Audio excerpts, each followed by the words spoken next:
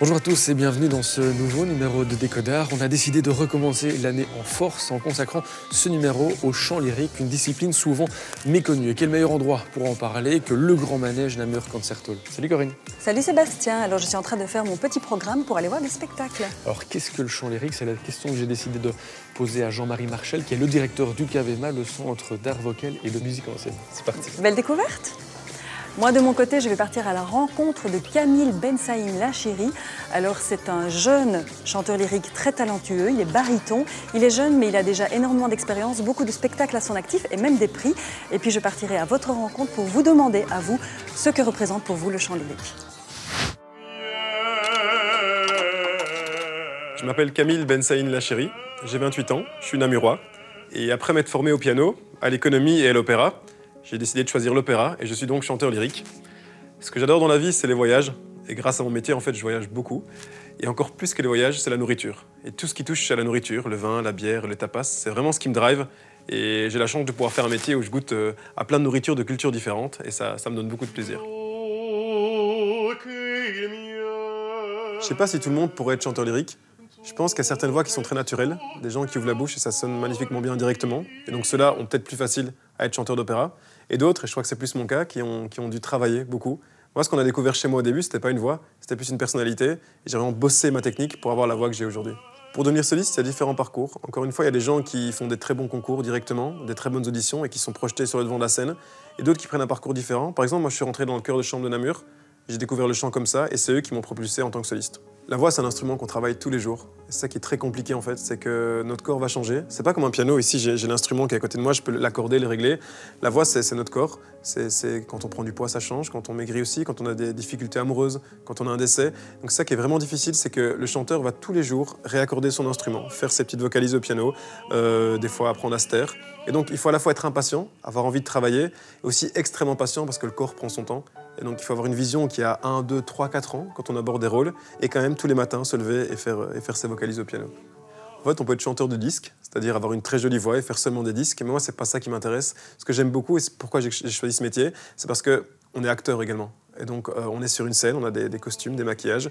On doit apprendre des langues qu'on ne connaît pas. Donc, c'est assez excitant. Quand mon agent m'appelle et me dit « Voilà, t'as tel rôle », je vais d'abord regarder dans quelle langue c'est. C'est l'italien, de l'anglais, du français, de l'allemand, parfois du russe.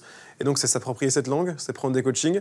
Et donc, il y a tout le travail de la voix dont j'ai parlé tout à l'heure qui est très important, mais ce travail d'interprétation, ce travail de langue qui est extrêmement difficile, mais c'est ça qui rend ce métier complexe, complet et passionnant.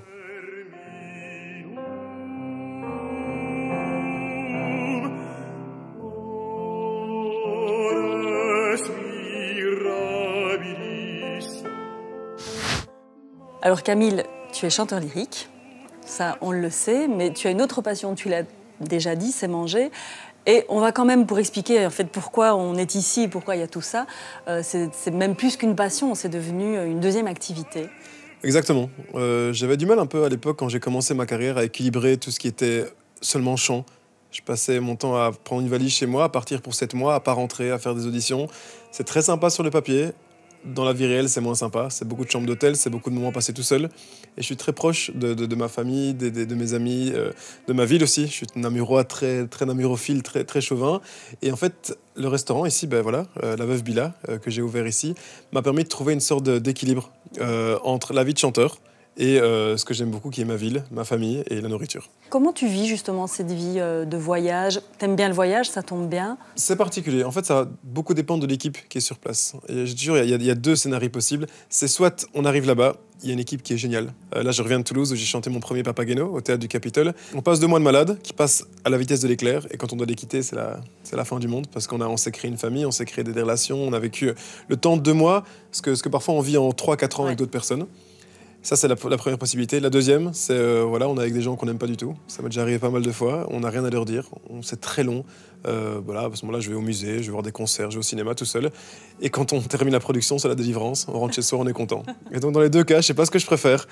Ici, comme j'ai un peu le blues de la flûte enchantée, j'ai un peu mal au cœur. Mais voilà, ça dépend vraiment. Quand on est chanteur lyrique, on sait tout chanter?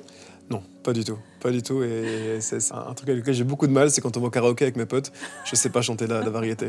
Et je sais pas que je ne veux pas, parce que je sais, mais c'est comme si voilà, je devais jouer au ping-pong avec une raquette de tennis, quoi. Et donc j'ai cet instrument que j'ai travaillé qui est là et je ne sais pas quoi en faire, quoi. Et donc quand je chante de la variété, c'est impossible. Oui. Certains y arrivent très bien. Moi, c'est pas du tout mon cas. Dans les projets que tu as faits, il y en a certains qui ont compté plus pour toi? Oui, pas mal. Le dernier que je viens de faire.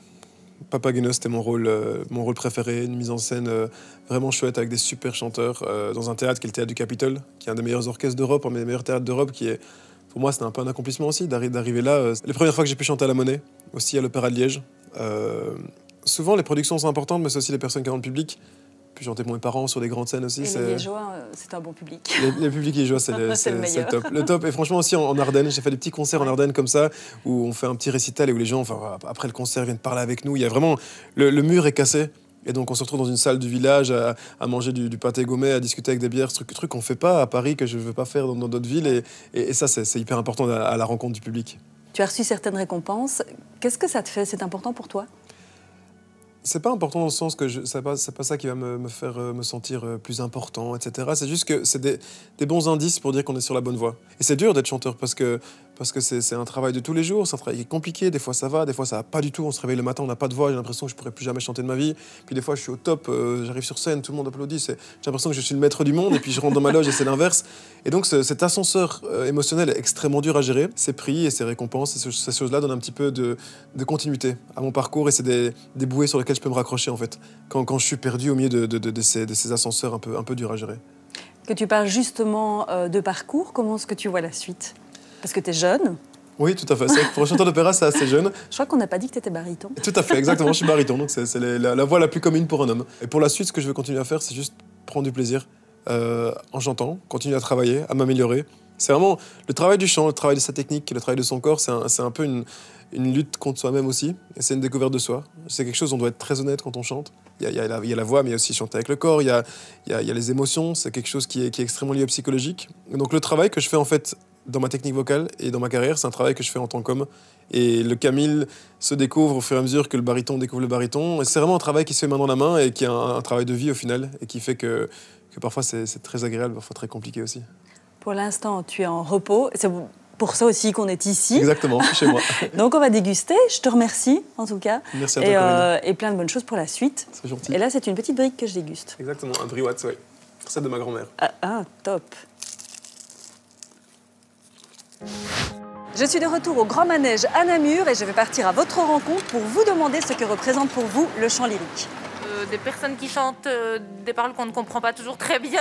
Des voix qui partent parfois haut dans les aigus, etc. Mais voilà, c'est pas quelque chose qui m'attire a priori. C'est quand même tout ce qui est opéra, surjoué, et donc du coup je ne m'y retrouve pas forcément. J'ai déjà vu plusieurs opéras, mais après les plus accessibles, donc genre Carmen de Bizet, Rigoletto de Verdi. J'ai été à plusieurs opéras et qui m'ont vraiment impressionnée. C'est un domaine que je ne connais pas bien. Moins c'est médiatisé, moins on connaît, donc moins on s'y intéresse. Ça, c'est comme pour tout. C'est une question d'éducation, je pense. Éducation, je sais pas, parce que moi j'ai baigné dans la musique depuis tout petit, en académie, etc. Ma maman était fan d'opéra. J'ai un petit monstre justement qui doit aller en voir un, il faut qu'on voit encore lequel, mais voilà. Donc essayer de faire découvrir un peu tout ça, quoi. Initier un peu les enfants à ce type de voix et de musique, parce que c'est comme des mondes un peu cloisonnés, la musique. Le fait d'aller dans une salle où l'acoustique est bonne et de se laisser prendre par les voix, la musique, je pense que je pourrais quand même aller écouter et certainement apprécier. Ouais. Peut-être qu'en le voyant, ça pourrait totalement désacraliser les idées préconçues et peut-être voilà, m'aider à davantage apprécier. Jean-Marie Marchal, bonjour. Bonjour. Et merci de nous accueillir chez vous, puisqu'on est ici au Namur Concert Hall et vous êtes le directeur du KVMA et la personne tout indiquée finalement pour nous parler de chant lyrique. Alors la première question que j'ai envie de vous poser, justement, qu'est-ce que c'est le chant lyrique? Comment est-ce que vous le définissez? Le chant lyrique, c'est l'utilisation de la voix qui est différente de la voix naturelle, en quelque sorte. C'est-à-dire qu'on a tous une voix normalement et on peut même chanter des choses plus ou moins justes, etc. La voix lyrique, c'est une voix travaillée, c'est-à-dire quelqu'un qui s'est vraiment inscrit dans une démarche d'apprentissage, de perfectionnement, qui a travaillé son instrument pour le rendre plus puissant, plus coloré, etc., plus expressif. Le but étant d'être capable de chanter au sein des chœurs, mais aussi en tant que soliste, ça c'est le but ultime, tout le répertoire laissé par les compositeurs des siècles précédents, et notamment dans un domaine privilégié qui est le plus spectaculaire, qui est l'opéra. Quand on vous entend, on a l'impression que c'est une discipline assez technique. Est-ce que ça veut dire du coup que c'est réservé à une certaine élite ou alors pas du tout? Pas du tout. C'est d'ailleurs le principal challenge pour nous aujourd'hui, c'est de dire à tout le monde, passez la porte. Venez écouter, vous serez convaincus. C'est vraiment le fait de passer la porte, parce qu'effectivement, il y a beaucoup d'idées reçues et de discours disant « oui, c'est élitiste, c'est réservé à ceci, à cela ». Pas du tout. Les compositeurs, à travers les siècles, ont toujours connu et maîtrisé les recettes qui font que la musique parle au grand public, suscite des émotions. S'il vivait aujourd'hui, il serait dans un autre style de musique, toujours dans le top 50 aussi. Donc il n'y a pas de raison. Ça marche vraiment. Simplement, ce sont des idées reçues. Il faut être là pour pouvoir vivre l'émotion en direct, la magie du concert, quelque part, qui, si elle est bien présentée dans des programmes attrayants, avec des bons interprètes, fonctionne véritablement. Et ça, on le vit chaque année dans les saisons, les concerts. Il y a chaque année quand même des nouveaux venus. Des gens qui, jusque-là, se méfiaient plus ou moins et qui sont convaincus parce que ce qu'ils ont vécu est très fort. Et du coup, si on se met dans la peau de ces personnes-là et qu'on a envie de franchir les portes, quel est le premier spectacle, quel est le premier show qu'on doit aller voir ? Alors, je pense que le chant, c'est très bien parce que, justement, il y a une émotion directe entre l'acteur, chanteur et le public. Et puis, dans des programmes, et ça, je pense que toutes les maisons qui programment des concerts y pensent, il y a des concerts réservés à certains qui ont peut-être plus l'habitude avec des œuvres complètes. Pour celui qui vient pour une première fois, il vaut mieux des programmes un peu patchwork qui les prennent par la main pour leur faire découvrir différentes esthétiques, différents sentiments, etc., qui leur permettent aussi progressivement de choisir dans tout ce répertoire des choses qui leur parlent plus que d'autres, et donc de creuser le sillon à partir de cela. Et donc des programmes variés, éclectiques, que l'on peut considérer comme une espèce de tracklist sur un smartphone, c'est sans doute la meilleure manière pour commencer, pour se laisser embarquer sans être nécessairement tout de suite sur un vol long courrier et pouvoir se dire je vais choisir dans ce buffet qu'on me propose au départ ce qui me parle le mieux. En gros, ça veut dire qu'il faut construire soi-même sa propre expérience par rapport à cette discipline, c'est ça ? Absolument. Le buffet est superbement garni. Et donc, vous trouverez votre bonheur, quoi qu'il en soit. Et simplement, il faut commencer par ce buffet garni pour pouvoir faire son parcours. Mais il y a de toute façon moyen de trouver son bonheur dans ce répertoire. Absolument, j'en suis tout à fait convaincu. Merci beaucoup, en tout cas, Jean-Marie, pour toutes ces explications. Et puis, on ne demande plus qu'à passer les portes, tout simplement. Quand vous voulez. À bientôt. Alors Sébastien, ça y est, tu es convaincu et tu vas bientôt pousser les portes pour découvrir le chant lyrique. Oui, j'ai pas encore pu le faire, conditions sanitaires oblige, mais en tout cas, j'ai envie de vivre cette expérience de mes propres oreilles. Alors c'est une émission particulière parce que c'est ta dernière émission. Oui, tout à fait, ma dernière. Et pendant toute cette série d'émissions, est-ce que ton regard est un peu différent sur certaines disciplines artistiques ? Sur le monde en général, je pense qu'on a découvert énormément de choses, sur la société aussi en général. Je pense qu'il faut s'intéresser plus que jamais à l'art, quoi. Et c'est pour ça que cette émission avait vu le jour il y a quelques mois d'ici. Alors comme tu es fort occupé, tu vas en fait céder le flambeau à quelqu'un d'autre. Denis Meyers, voilà, qui avait été dans cette émission il y a quelques mois aussi. Tout à fait, souvenez-vous, c'était il y a tout juste un an. Alors Denis Meyers, qui est un artiste pluridisciplinaire, et je suis contente de la nouvelle collaboration, mais je suis triste aussi, Sébastien, je peux le dire, de te quitter. Moi aussi. Parce que ça a vraiment été un plaisir de bosser avec toi. Et on a passé aussi de super moments. C'est clair, on a passé de super moments ensemble et avec vous surtout. Merci de nous avoir suivis dans Décodeur. Et puis n'hésitez pas, rejoignez-nous sur les réseaux sociaux pour revoir ensemble ces différentes séquences qu'on a pu tourner ces quelques mois. À bientôt. Ciao. Ciao. Quelles sont justement les vraies techniques utilisées? Très bonne question, ça, Sébastien. Très qui gesticule derrière, qui dit mais je comprends rien. Qui est la programmatrice de ce festival, de feu. Un rideau sur cette première de Déconnard pour l'année de Déconnard. On va passer.